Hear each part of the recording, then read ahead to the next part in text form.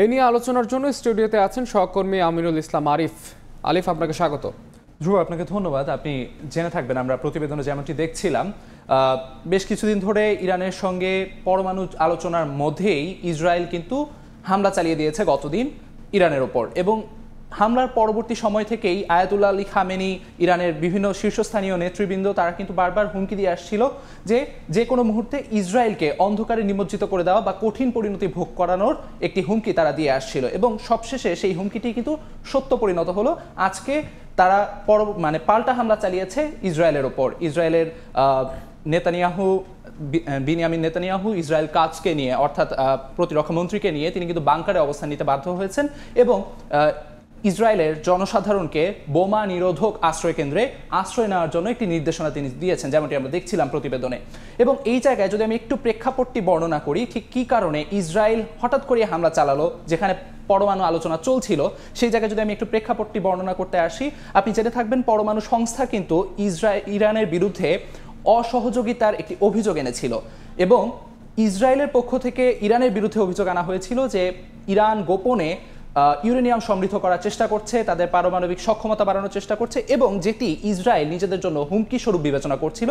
অর্থাৎ ইসরায়েলের প্রধান আশঙ্কার জায়গাটি ছিল তারা মধ্যপ্রাচ্যে কোনো দেশকে পারমাণবিক সক্ষমতা অর্জন করতে দিবে না। এবং এই লক্ষ্যে একটু আমি আপনার কাছে জানতে চাই যে ইরানে হামলা এবং ফের ইসরায়েলে হামলা, ইরানের এই যে হামলাগুলো যে হচ্ছে, এতে আন্তর্জাতিক সম্প্রদায় কিংবা জাতিসংঘ কোনো উদ্বেগ জানিয়েছে কিনা এরই মধ্যে জাতিসংঘ কয়েক দফায় বলা হয়েছে, এবং সবশেষ ইসরায়েলের ওপর হামলা চালানোর পরও কিন্তু জাতিসংঘের পক্ষ থেকে বলা হয়েছে উত্তেজনা যথেষ্ট হয়েছে, এখন থামার সময় এসে গেছে। তো সব কিছু মিলিয়ে বৈশ্বিক যে প্রতিক্রিয়া, সেখান থেকে কিন্তু বারবারই বলা হচ্ছে যে যুদ্ধ নয়, শান্তির পথে, আলোচনার পথে তাদের এই পারমাণবিক ইস্যুতে যে সমস্যা বা সংঘাত, সেটি বন্ধ করা লাগবে। এবং এই জায়গায় আমি যদি কিছু জিনিস ব্যাখ্যা করার চেষ্টা করি, যে ঠিক প্রেক্ষাপটটি আমি যেমন বলছিলাম, সেই প্রেক্ষাপটের থেকে যদি আমি আসি, যে ইসরায়েল যে হামলাটি চালালো, ইসরায়েলের রাইজিং লায়ন্স যে অভিযান নাম দিয়েছিল তারা, তার পরবর্তীতে আয়াতুল্লাহ আলী খামেনির পক্ষ থেকে জানানো হয়েছিল তারা সর্বোচ্চ যে সক্ষমতা তা দেখালে ইসরায়েলকে করুণ পরিণতি ভোগ করতে হবে, এবং তারই সত্যতা আজকে তারা কাজে পরিণত করে দেখিয়েছে। 2 দফায় শতাধিক ক্ষেপণাস্ত্র তারা নিক্ষেপ করেছে। এই অভিযানের নাম তারা দিয়েছে ট্রু প্রমিস 3, যেমনটি আমরা প্রতিবেদনে বলছিলাম। এবং ইসরায়েলের প্রতিরক্ষা মন্ত্রী, যা ইসরায়েল কাজ, তাকে সহ কিন্তু বাংকারে আশ্রয় নিতে বাধ্য হয়েছে নেতানিয়াহু। এছাড়া সবচেয়ে বড় হুমকির যে বিষয়টি বা সবচেয়ে আশঙ্কার যে বিষয়টি, সেটি হচ্ছে নেতানিয়াহুর পক্ষ থেকে দাবি করা হয়েছে যুক্তরাষ্ট্রের সহায়তায় তারা এই হামলা প্রতিরোধ করতে সক্ষম হয়েছে।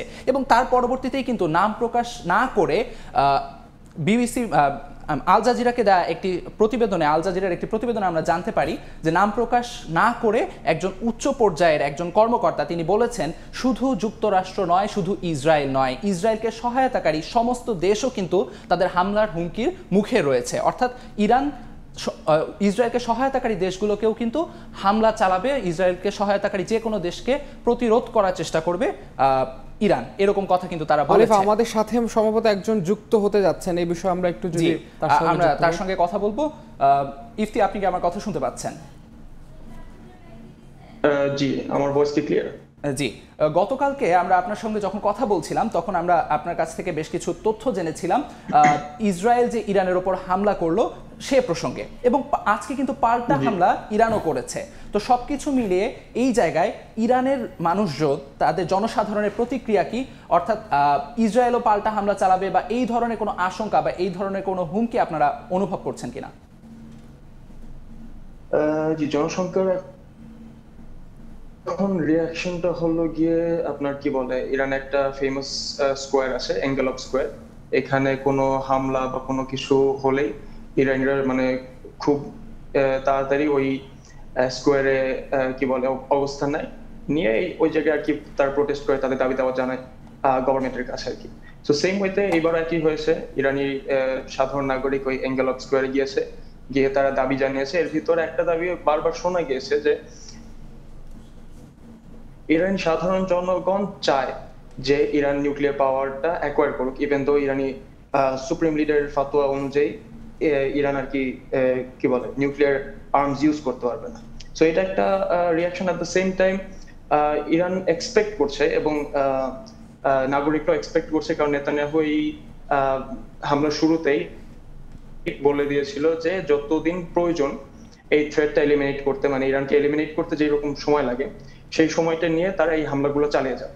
অ্যাট দ্য সেম টাইম হামলার পরে ইরান যেই স্টেটমেন্ট রিলিজ করেছে ইরানিয়ান আর্মড ফোর্স, সেটা হলো গিয়ে যে ইসরায়েলকে ট্যাকেল করতে হলে যেরকম সময় লাগবে, যেই কি বলে রিটালিয়েশন করতে হবে আমাদের, আমরা সেগুলো করতে প্রস্তুত এবং এই যুদ্ধ ইনডেফিনিটলি চালিয়ে যাওয়ার জন্য আমরা রেডি আছি।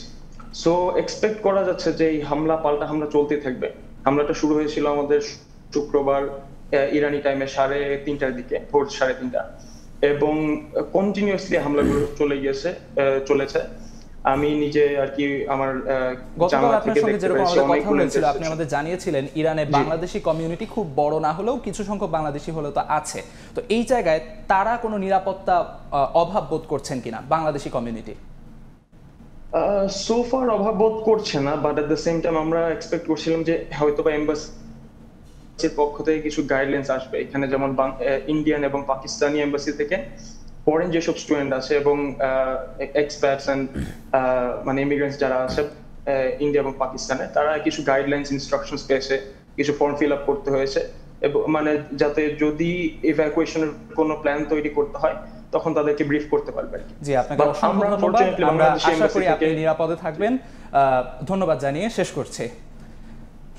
আমাদের সঙ্গে ছিলেন সাজিদুল ইসলাম ইফতি, যিনি ইরানে অবস্থান করছেন, একজন মেডিকেল শিক্ষার্থী। তার কাছ থেকে আমরা শুনছিলাম ইরানের সবশেষ পরিস্থিতি এবং জনসাধারণের যে মনোভাব। তিনি কিন্তু বলছিলেন, এবং যেরকমটি আমরা জানি যে ইরান ইসরায়েল পাল্টাপাল্টি হামলা সহসা থামার কোনো চিহ্ন কিন্তু আমরা আপাতত দেখছি না। এই ছিল আপাতত আমার কাছে। আপনাকেও ধন্যবাদ আলিফ আমাদের সঙ্গে থেকে আমাদের বিস্তারিত জানার জন্য। আমরা